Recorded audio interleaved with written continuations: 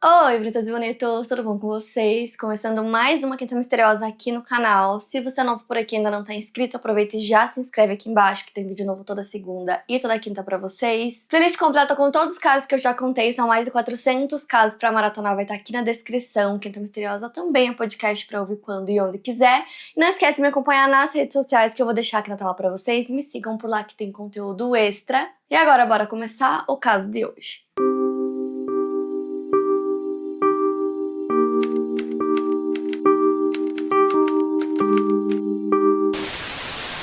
Michelle Marie Martinko nasceu no dia 6 de outubro de 1961 em Cedar Rapids, cidade localizada no estado de Iowa, nos Estados Unidos. Cedar Rapids atualmente é a segunda cidade mais populosa do estado de Iowa, mas ela é descrita como aquela típica cidade norte-americana do interior, que não é tão grande e onde as pessoas em geral se conhecem. Michelle era a filha mais nova de Albert Martinko e Janet Martinko. Ela tinha apenas uma irmã chamada Janelle, que nasceu 12 anos antes dela. O nascimento da Michelle trouxe muita alegria para a família, já que ela nasceu quando sua mãe já era um pouco mais velha. Sua mãe tinha 44 anos de idade na época e infelizmente sofreu 5 abortos espontâneos antes de dar à luz a Michelle. Devido a esse histórico de perdas da Janet, a Michelle foi considerada por sua família como um bebê milagroso, e seu nascimento trouxe muita felicidade aos Martinko. A Janet até disse em entrevista que a vida deles passou a girar em torno da Michelle. Quando a irmã mais velha da Michelle se casou com seu marido John, a Michelle foi a florista da cerimônia. Aos 12 anos de idade, a Michelle foi diagnosticada com escoliose, que é um encurtamento da coluna causado por uma curvatura lateral, que faz com que a coluna faça uma curva para um dos lados em forma de C ou em forma de S. Devido à escoliose, a Michelle preferiu usar um suporte para a coluna que ia do pescoço até os quadris. A sua irmã Janelle diz que devido à necessidade de usar esse suporte, a Michelle se sentia muito insegura e diferente dos demais, principalmente na escola. Como ela não conseguia se movimentar da mesma forma que os seus colegas de classe, ela tinha algumas limitações físicas devido ao suporte de coluna. Ela passou por um período psicologicamente difícil, principalmente no que se dizia a respeito à sua autoestima. 2 anos depois, quando a Michelle tinha 14 anos, ela finalmente pôde tirar o suporte que usava para a coluna. Então, segundo a irmã Janelle, tudo mudou para ela. A Michelle recuperou sua autoestima, estava mais vaidosa e era uma adolescente muito bonita. Ela estudava no colégio Cedar Rapids Kennedy High School e tinha longos cabelos loiros. Na época, a atriz e modelo Farrah Fawcett fazia bastante sucesso e tinha um corte de cabelo e um penteado bem característico, nos quais a Michelle se inspirou e também começou a usar. Ela se destacava dentro da sala de aula por ser uma boa aluna e também estava envolvida em atividades extracurriculares. Ela entrou para o time de Twirling quando estava no 2º ano, algo que era quase inédito. Twirling é uma modalidade esportiva que combina a dança com a ginástica e consiste em manipular bastões enquanto dança ou faz algum movimento da ginástica. Ela costumava se apresentar com suas colegas durante intervalos dos jogos de futebol. Além disso, ela fazia parte do coral feminino e se apresentava em peças teatrais. Seus planos eram estudar design de interiores na Iowa State University depois que ela se formasse no ensino médio. A sua mãe disse em entrevista que a Michelle amava a música, que ela nunca teve problemas na escola e que ela tinha muitos objetivos para si mesma. Ela escrevia suas metas e sempre as alcançava. No ensino médio, a Michelle namorou um garoto chamado Mike Ryak, mas o relacionamento acabou não dando certo e eles terminaram. Quando a Michelle tinha 15 anos, ela conheceu um jovem 1 ano mais velho que ela, chamado Andy Seidel, que tinha 16 anos e que estudava na mesma escola que ela, que era Cedar Rapids Kennedy High School. Eles se conheceram quando andavam de patins. Na ocasião, a Michelle estava com uma de suas amigas, chamada Gayle Dawson. Os dois ficaram juntos por 2 anos e aí acabaram terminando, porque a Michelle não queria estar em um relacionamento sério, segundo amigos dela, mas o Andy não aceitou muito bem esse término. Quando eles terminaram, ela tinha 17 anos e aí o Andy simplesmente queria continuar sabendo tudo que ela fazia. Então ele queria saber onde ela estava, com quem ela estava saindo, se ela estava vendo outras pessoas. Então ele ficava fazendo essas perguntas para as amigas dela para tentar descobrir essas coisas. Então parecia que ele não estava realmente aceitando muito bem, né, que os dois tinham terminado. Em 1979, a Michelle estava com 18 anos e ela continuava bem envolvida nas atividades extracurriculares na escola, ela era uma veterana. Como eu falei pra vocês, ela participava do coral que se chamava Kennedy Concert Choir, então eles faziam vários eventos como jantares, banquetes. No dia 19 de dezembro, ela compareceu a um desses banquetes que aconteciam de maneira anual e naquele ano aconteceu no Sheraton Hotel, no centro da cidade. O diretor do Kennedy High, chamado Michael Clover, disse que a Michelle ficou no local até mais ou menos 7 horas da noite. Depois de jantar, a Michelle e algumas amigas dela foram pro Westday Mall, que era um shopping novo que tinha acabado de abrir na cidade, então como era novidade, todo mundo ficava muito animado pra ir pra lá. Então ela chega no estacionamento do shopping e ela estaciona o carro da família atrás da loja JCPenney. E esse local que ela deixou o carro no estacionamento não era tão próximo da porta de entrada. E ela foi vista lá cerca de meia hora depois de ter saído do jantar. Ela tinha ido pro shopping para buscar um casaco que a mãe dela tinha reservado para ela. Então ela tinha levado o dinheiro para pagar esse casaco. Então ela estava com $186. Quando ela já estava dentro do shopping, ela acabou encontrando com uma amiga chamada Tracy Price. E ela se lembra de ver a Michelle segurando aquele dinheiro na mão. E ela se lembra de dar um conselho para Michelle, dizendo para ela não ficar segurando o dinheiro na mão daquela forma, porque as pessoas poderiam ver ela com aquele dinheiro e que não era seguro, que alguém poderia tentar roubá-la. Posteriormente, a Tracy descobriria que a Michelle estava ansiosa para ir no shopping naquela noite. Ela tinha conversado com outras pessoas próximas e dito que ela estava sentindo que ela estava sendo seguida. Porém, a Tracy não teve essa sensação no momento que ela esteve com a Michelle. Ela não teve nenhuma sensação de que ela estava sendo seguida ou que tinha alguém observando elas. A Michelle saiu do shopping sozinha por volta das 10 horas da noite, que era o horário que o shopping fechava. Então ela caminhou sozinha no escuro até o seu carro no estacionamento. Os seus pais estavam esperando por ela em casa, mas ela simplesmente não chegava, então eles ficaram esperando, até que deu 2 horas da manhã e eles decidiram ligar para a polícia e relatar o seu desaparecimento. A polícia começa as buscas por ela e eles decidem ir até o shopping, né, que era o lugar que os pais sabiam que ela iria depois do jantar, então eles vão até lá e encontram o carro da Michelle no estacionamento às 4 horas da manhã do dia 20. O detetive Harvey Dellinger era um dos detetives que estava trabalhando naquela madrugada, então eles chegam no local, encontram o carro e encontram a Michelle dentro do carro sem vida. Michelle foi morta a facadas. O capitão de polícia Charles Jelinek foi quem deu a notícia para os pais da Michelle.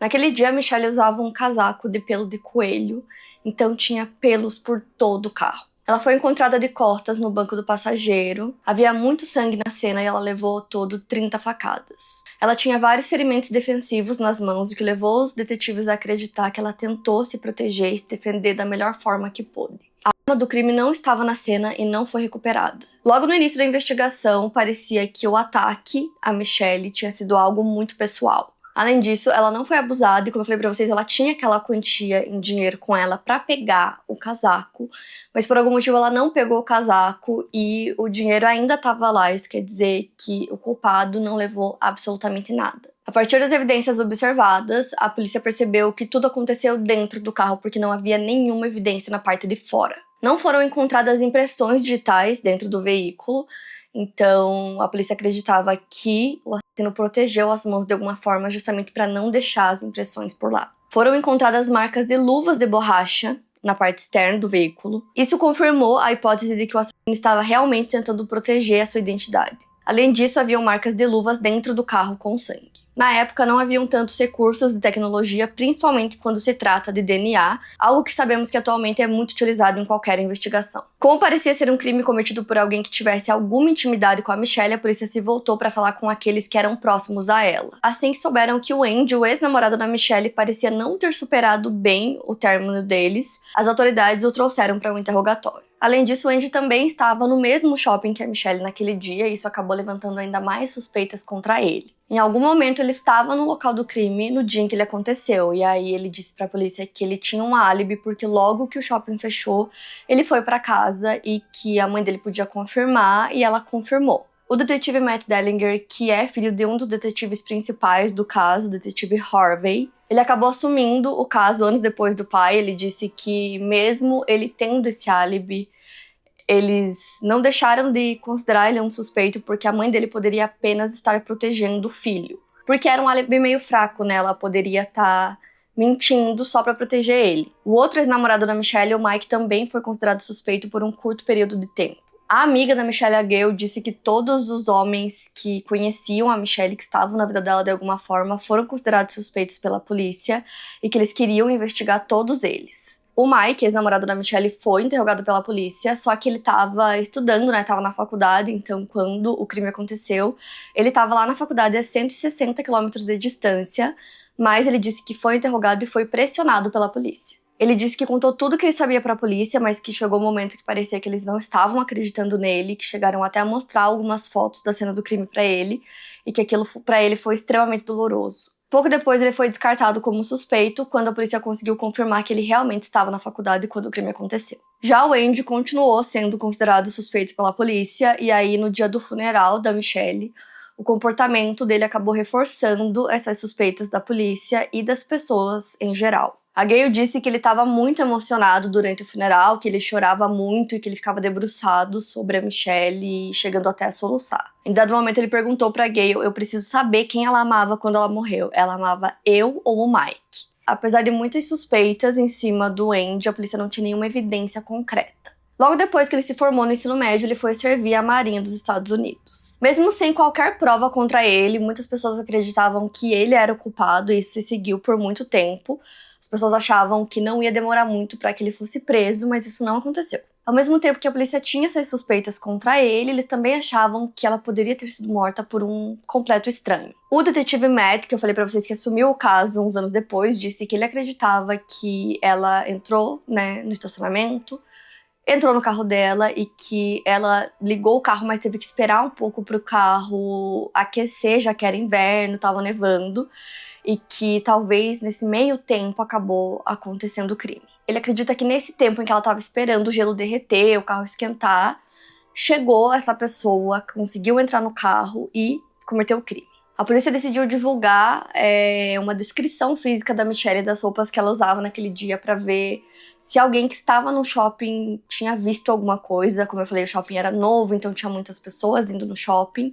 E podia ser que alguém tivesse visto qualquer coisa que pudesse ajudar a polícia, na investigação. Então eles soltaram nessa descrição para ver se aparecia alguma pista que eles pudessem seguir. Em junho de 1980, cerca de 6 meses depois, a polícia divulga um esboço do possível suspeito que foi feito com base na descrição de 2 possíveis testemunhas. As testemunhas em questão foram questionadas sob hipnose e a construção desse esboço foi feita baseada em suas descrições de um homem branco que estaria no final da adolescência ou no início dos 20 anos de idade, com cerca de 1,80 de altura, cabelos escuros e cacheados. No início da investigação, a polícia recebia mais dicas e pistas, mas tudo foi esfriando ao longo do tempo, somado ao fato de que a polícia não tinha nenhum suspeito viável. Nos anos seguintes ao caso, o Departamento de Polícia de Cedar Rapids estabeleceu uma recompensa de $10 mil por informações que os levassem a um suspeito no caso. Posteriormente, eles aumentaram a recompensa, mas mesmo assim as dicas não levaram a nada. Em meados dos anos 80, os pais da Michelle não tinham desistido de procurar justiça pela filha. Foi nessa época que Albert entrou com uma ação judicial contra os proprietários e operadores do shopping, com a alegação de que eles não forneceram uma segurança razoável para o local no dia em que sua filha foi morta. O caso foi apelado pelo shopping até chegar na Suprema Corte de Iowa. No dia 17 de setembro de 1986, os juízes responsáveis decidiram em favor do shopping e os familiares de Michelle perderam o processo. O pai da Michelle, Albert, faleceu em 1995 e a Janet em 1998. Eles nunca viram a justiça ser feita no caso de sua filha. Anos se passaram para que o caso tivesse algum avanço novamente. Em 2005, o detetive responsável pelo caso era o Doug Larson, que conhecia a Michelle pessoalmente por ter estudado com ela. Eles não eram particularmente próximos, mas o Doug se lembra que na época da morte da Michelle o caso o afetou bastante. Um dos objetivos dele era resolver o caso porque ele sentia que tinha uma responsabilidade maior por ter conhecido ela. Quando o detetive Doug assumiu o caso, a tecnologia de DNA já existia, apesar de ainda não estar tão avançada. O detetive estava lendo o arquivo do caso da Michelle e descobriu que um tempo antes, o antigo detetive responsável enviou algumas amostras para teste. Eram amostras de raspas de sangue encontradas na alavanca de câmbio do carro. Apesar de ter enviado essas amostras, o detetive em questão não acompanhou os resultados. O detetive Doug encontrou o relatório do laboratório e mostrou que o DNA presente no câmbio não era da Michelle e, na verdade, era um DNA masculino. Acredita-se que o agressor possa ter se cortado durante o ataque e isso fez com que o sangue dele e de Michelle se misturassem ali, no seletor de marchas, que no caso do carro da Michelle ficava junto ao volante. Com base nessa descoberta, o detetive resolveu enviar o vestido da Michelle para o laboratório. A peça de roupa estava guardada em um armário de evidências completamente preservado ao longo dos anos. No vestido, o laboratório da Divisão de Investigação Criminal de Iowa encontrou uma mancha de sangue com um perfil completo de DNA masculino. Esse perfil era o mesmo encontrado no seletor de marchas. Com esse perfil de DNA em mãos, os policiais só precisavam de um suspeito para comparar os DNAs. Infelizmente, levariam anos para que um suspeito viável aparecesse. Posteriormente, em 2006, as amostras que a polícia tinha foram enviadas para o Banco de Dados Nacional de DNA, coletado de criminosos presos. Caso o assassino da Michelle tivesse antecedentes criminais, seu DNA estaria nesse banco de dados. Infelizmente, para os investigadores, esse foi um beco sem saída porque eles não encontraram nenhum DNA correspondente. Com isso, eles entenderam que tinha um trabalho mais minucioso a ser feito: coletar amostras de DNA de todos os homens com os quais a polícia conversou na época do crime. Então eles começaram buscando a localização de todos os homens que eles conversaram na época. Então, assim, como já faziam muitos anos, eles poderiam ter mudado, né, ido para outras cidades. Então eles começaram a fazer essa busca e começaram a pedir pelo DNA deles. Então foram coletadas amostras de DNA de mais de 100 pessoas diferentes e levou bastante tempo para que eles conseguissem coletar tudo isso. Vários amigos da Michelle fizeram o teste e o ex-namorado dela, o Mike, também fez o teste e deu negativo. O detetive Doug estava muito ansioso pelo resultado do Andy, né, o ex-namorado da Michelle, que era um suspeito do caso e que muitas pessoas acreditavam, né, muitas pessoas ali da comunidade acreditavam que ele era o culpado. Então eles estavam muito ansiosos por esse resultado especificamente. O Andy voluntariamente cedeu o seu DNA e quando eles fizeram os testes voltou negativo. Então, não só a polícia, mas muitas pessoas, né, muitos amigos da Michelle, familiares, acreditavam que ele era o culpado e que ele tinha se safado. Então foram 27 anos, né, de muitas pessoas acreditando que ele era o culpado sim, e aí finalmente veio o resultado provando que ele não era. Além do Andy, todas as outras pessoas que fizeram testes, né, pessoas que na época conversaram com a polícia, todos os resultados voltaram negativos. Em novembro de 2013, o Robert Riley, que estudou na mesma escola da Michelle e que também morava em Cedar Rapids, resolveu criar um grupo no Facebook com o nome da Michelle, escrito Cold Case 1979, para que as pessoas da comunidade, da cidade, se juntassem nesse grupo para falar sobre o caso dela e meio que para reunir informações sobre o caso. Ele conta que o seu objetivo inicial era descobrir quem a Michelle era como pessoa, e aí o grupo foi crescendo, as pessoas foram entrando e começaram a discutir, a falar sobre ela e a falar sobre o caso. Então ele conta que toda informação importante que surgia, ele compartilhava com a polícia. E em dado momento a polícia admitiu que o grupo realmente começou a ajudar no caso e que eles tinham dicas que foram bem importantes para eles. Durante 10 anos, o detetive Doug trabalhou muito no caso, ele tentou de todas as formas encontrar o culpado, mas ele não conseguiu. E aí ele disse que ele se sentiu esgotado, que ele tentou de todas as formas, mas como ele não chegou a conseguir, né, solucionar o caso, ele achou melhor passar o caso para outra pessoa, porque ele realmente chegou, assim, no seu limite. Então, em 2015, ele conversa com os seus supervisores sobre isso, e aí o Matt assume o caso, como eu falei pra vocês, ele é filho do Harvey, que foi um dos investigadores originais do caso da Michelle lá quando aconteceu. As evidências que eles tinham do caso permaneciam as mesmas, porém, né, os anos tinham se passado, então agora a tecnologia tinha avançado. Em maio de 2017, o Matt entra em contato com o Parabon Nanolabs, na Virgínia, perguntando se eles tinham meios para conseguir obter mais informações sobre o assassino através daquelas amostras de DNA. O laboratório tinha a capacidade de montar um perfil e até mesmo fazer a reprodução de uma imagem de como seria o assassino a partir da amostra, produzindo o que eles chamam de snapshot.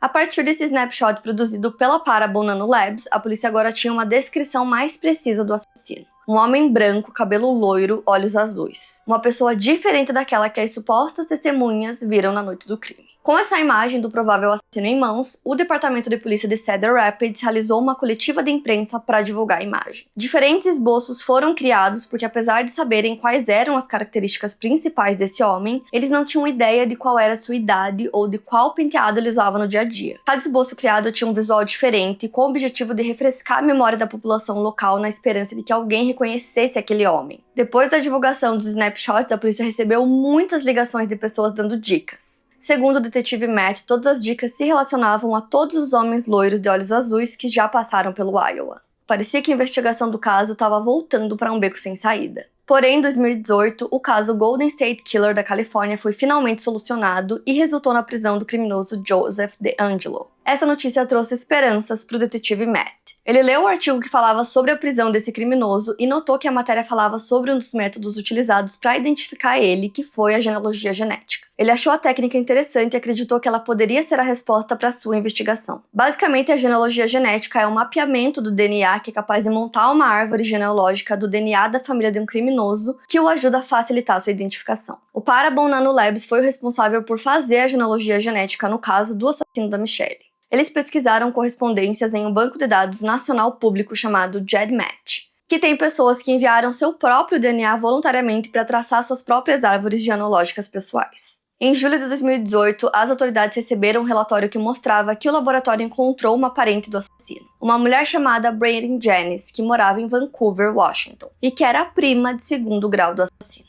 A Brandi trabalhava como gerente de escritório e era mãe solo. Ela cooperou com a polícia fornecendo informações e foram meses construindo a árvore genealógica dela até chegar em seus tataravôs. Foram utilizados registros genealógicos, certidões de nascimento, registros de lápides, informações encontradas na internet, informações de fontes diversas que ajudaram a polícia a preencher as incógnitas existentes em relação ao caso. À medida em que as autoridades entravam em contato e mais parentes da Brandi forneciam seu DNA, a polícia conseguia completar o quebra-cabeça genético. Os investigadores queriam obter amostras bucais dos descendentes vivos desses tataravôs para entender qual era a família que o assassino pertencia. O Matt localizou uma mulher chamada Janice Burns. Ele entrevistou e coletou o DNA dela, que foi então processado. Os resultados mostraram que ela era a prima de primeiro grau do suspeito. O detetive entrou em contato com a Parabon Nanolabs mais uma vez, e eles disseram que, com base nos dados que eles tinham, uma das melhores chances para a polícia encontrar o assassino eram 3 irmãos que moravam em Iowa, os primos da Janice Burns. Em outubro de 2018, o detetive Matt tinha os nomes dos 3 irmãos e começou a pesquisar sobre eles. Seus nomes eram Donald, Kenneth e Jerry Burns, todos de Iowa, a 20 minutos de distância do detetive. O plano das autoridades era coletar as amostras de DNA dos 3 sem que eles soubessem, porque se eles soubessem, né, que eles estavam sendo investigados, que eles poderiam ser suspeitos da polícia, poderia estragar tudo. Para conseguir coletar o DNA do primeiro irmão, eles começaram a seguir ele, e aí ele parou para almoçar no restaurante, e quando ele saiu, os policiais entraram e coletaram o canudo que ele usou para beber refrigerante. No caso do segundo irmão, eles usaram uma escova de dentes que foi descartada. Já o terceiro irmão, que era o Jerry Burns, de 64 anos, a polícia teve um pouco mais de trabalho. Eles já tinham estabelecido quais locais ele costumava ir e seguiram ele até Manchester, que é uma cidade que tem 5.000 habitantes. Fica só a 1 hora de Cedar Rapids, e aí eles seguiram ele até lá e ele parou em uma pizzaria. Nesse dia eles conseguiram coletar a amostra porque ele bebeu 2 refrigerantes e usou um canudo. As 3 amostras foram enviadas para o laboratório e a amostra do Don e do Kenneth não eram compatíveis.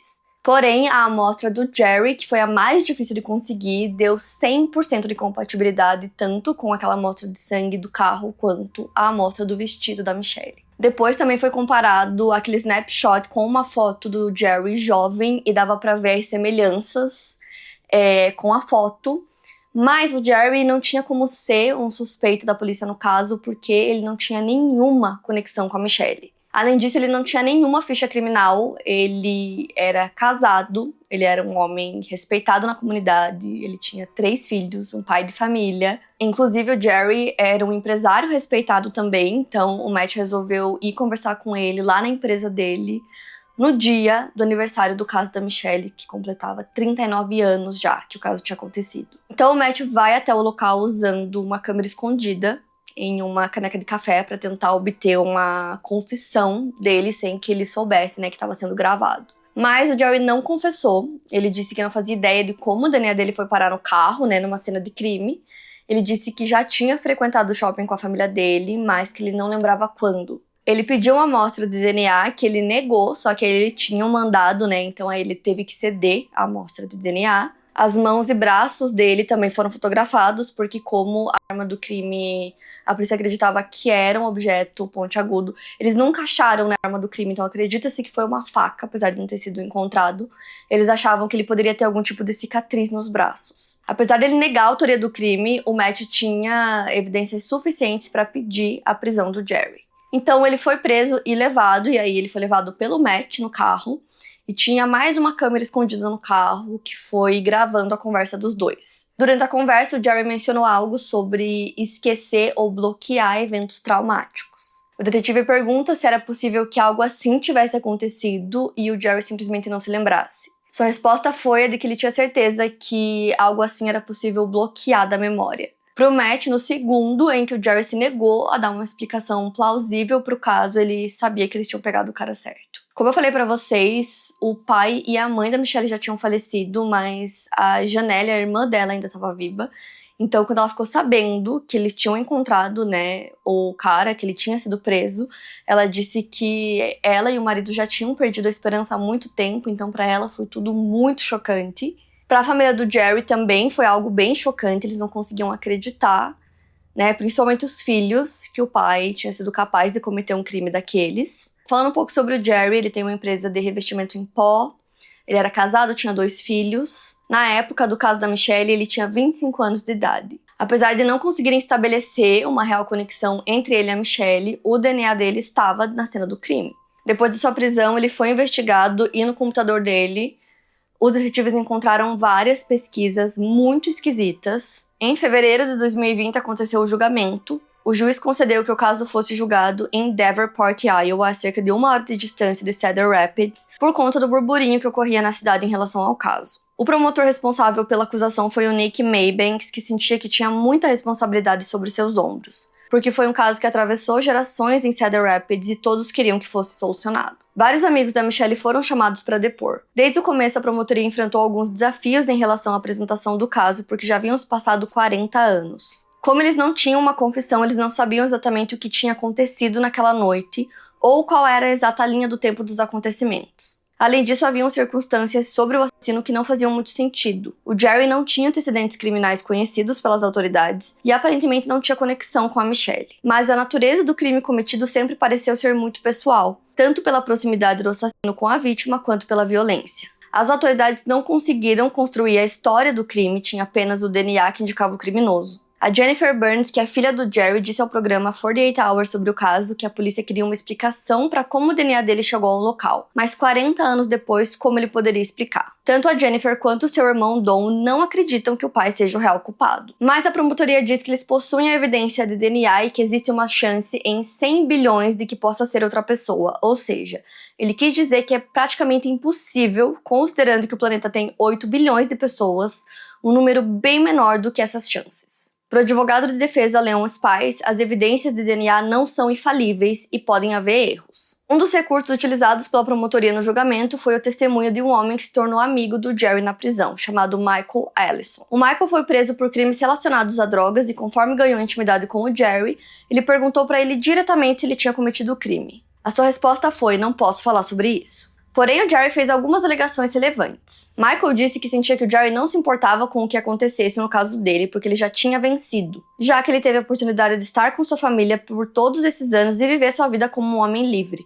Segundo Michael, outro comentário feito pelo Jerry quando eles jogavam cartas foi o que o deixou tão perturbado a ponto de querer testemunhar. Jerry disse que se Michael continuasse a vencê-lo em um jogo de cartas, ele teria que levá-lo ao shopping. A frase deixou Michael enojado, então ele se ofereceu para testemunhar pela promotoria do caso. A defesa de Jerry chamou uma única testemunha, o Dr. Michael Spence, um biólogo molecular. Segundo o especialista, apesar de não existirem dúvidas de que o DNA dentro do carro de Michelle é do Jerry, a forma como ele chegou lá é outra questão completamente diferente. Foi sugerido pela defesa que o DNA do Jerry chegou ao interior do carro da Michelle por transferência. No caso, quando entramos em contato com algo, estamos deixando nosso DNA ali, nosso rastro biológico. Michelle estava em um shopping antes de ser morta, um shopping que Jerry frequentava com a família. Ela sentou na praça da alimentação, onde Jerry também pode ter se sentado. Então ela poderia ter carregado o DNA dele até o seu veículo. O DNA do Jerry na alavanca do câmbio do carro da Michelle pode ter uma explicação inocente de acordo com o filho dele. O Don diz que o pai trabalhava em uma concessionária de carros que vendia o modelo do carro que a família da Michelle tinha. Em sua opinião, há a possibilidade de que, se os registros mostrarem que aquele carro em específico passou pela concessionária que o Jerry trabalhava, foi assim que seu DNA foi para dentro do carro. O detetive Matt considera isso impossível e questiona se o vestido da Michelle, que também continha DNA do Jerry, também estava na concessionária. Nos argumentos finais do julgamento, o promotor disse que só existia uma maneira do DNA do Jerry estar no carro, e essa maneira era ele cometendo o crime. Já o advogado de defesa pediu aos jurados que considerassem não apenas as evidências do caso, como também a falta ou falha nas evidências por parte da promotoria. O júri deliberou por 3 horas e deram seu veredito. Jerry foi considerado culpado da acusação de homicídio em primeiro grau. Finalmente, o caso da Michelle foi solucionado, mas as dúvidas sobre esse ser o único crime cometido pelo Jerry permaneciam. Isso porque, segundo o detetive Matt, em sua conversa com o Jerry sobre o caso da Michelle, ele teria mencionado de maneira aleatória o nome da Jodie Huisentruit. Quando Matt lembrou o Jerry que a Michelle tinha sido morta em 1979, ele respondeu entre aspas: "Foi algo grande. Eu não lembro exatamente o que aconteceu. Vi algo sobre Jodie Husenthorpe recentemente. A Jodie era a âncora de uma TV afiliada da CBS em Mason City, Iowa. Sua carreira estava em ascensão e no dia 27 de junho de 1995, ela simplesmente desapareceu a caminho do trabalho. Seu corpo nunca foi encontrado, por isso o que aconteceu com ela permanece um mistério." A Jodie morava em Mason City, que fica a cerca de 2 horas de onde o Jerry morava, mas não existem evidências de que eles se conheciam. Até onde se sabe, o DNA do Jerry não estava conectado a nenhum outro caso. O detetive Matt não soube responder se o Jerry estaria envolvido em outros casos ou não, mas ele disse que o seu instinto disse que há uma possibilidade dele ter cometido outros crimes, sim. As autoridades e a família da Michelle acreditam que ela teve um papel crucial no seu próprio caso. A Michelle lutou muito pela própria vida, fazendo com que o assassino acabasse se machucando e deixando seu DNA, o seu sangue no carro, e que dessa forma o DNA estivesse ali e fosse preservado para que 40 anos depois o caso fosse solucionado. Apesar de insistir até hoje que não cometeu o crime, o Jerry foi condenado à prisão perpétua sem possibilidade de liberdade condicional. O seu advogado tentou apelar da condenação pedindo por um novo julgamento, mas seu pedido foi negado. Amigos e familiares da Michelle se mostram aliviados, depois de tantos anos buscando por respostas. Agora, finalmente, eles têm essas respostas e o Jerry está preso. Mas muitos se entristecem pelos pais da Michelle que faleceram antes do caso ser solucionado. Já a família do Jerry acredita que uma injustiça foi cometida e que ele não é o culpado. Mas, como eu disse pra vocês, ele foi sentenciado à prisão perpétua e atualmente ele tem 71 anos de idade. Mais um caso que eu trouxe pra vocês que foi solucionado graças à genealogia genética, que é muito doido, porque aí eles encontram uma pessoa que tem, de alguma forma, algum parentesco com o culpado. E é graças a esse site, que a pessoa coloca voluntariamente o DNA lá dela. E aí eles vão puxando até chegar no culpado. É muito doido. Quero muito saber o que vocês acharam, então me conta aqui nos comentários. Playlist completa com todos os casos que eu já contei pra vocês aqui na descrição. São mais de 400 casos, então vão lá maratonar. Quinta Misteriosa também é podcast pra ouvir quando e onde quiser. E não esquece de me acompanhar nas redes sociais, que eu vou deixar aqui na tela pra vocês. Me sigam por lá que tem conteúdo extra. E é isso, eu vejo vocês no próximo vídeo.